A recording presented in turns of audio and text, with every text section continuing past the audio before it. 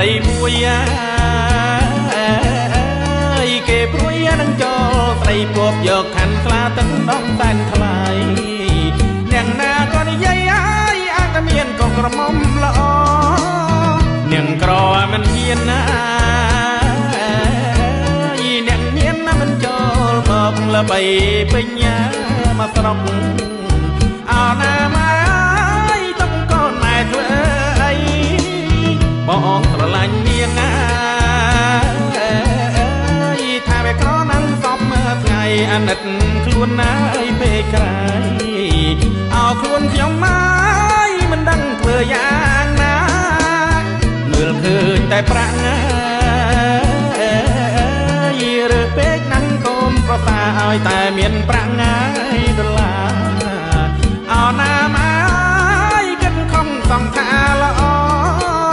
អោណាម៉ែគិតខំសង្ខាល្អ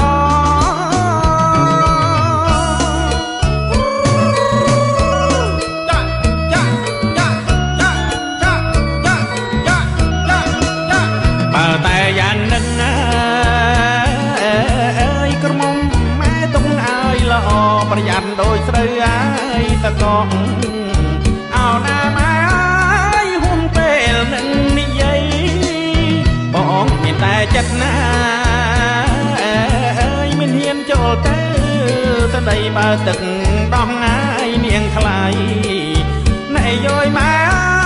មិនអាណិតណាអ្នកក្រទៅរកឯណាបើថាចិត្តវិញស្មោះណាសកូនម៉ែកូនស្រីល្អ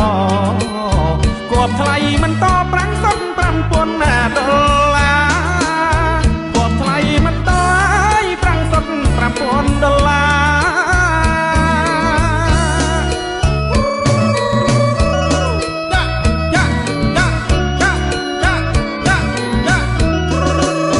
អ្នកនិយាយត្រង់នេះ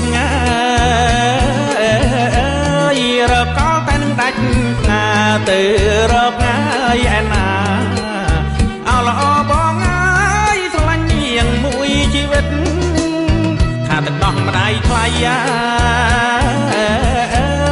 មិនយកអាណិតស្រឡាញ់តែប្រាំងមិនកើញចិត្ត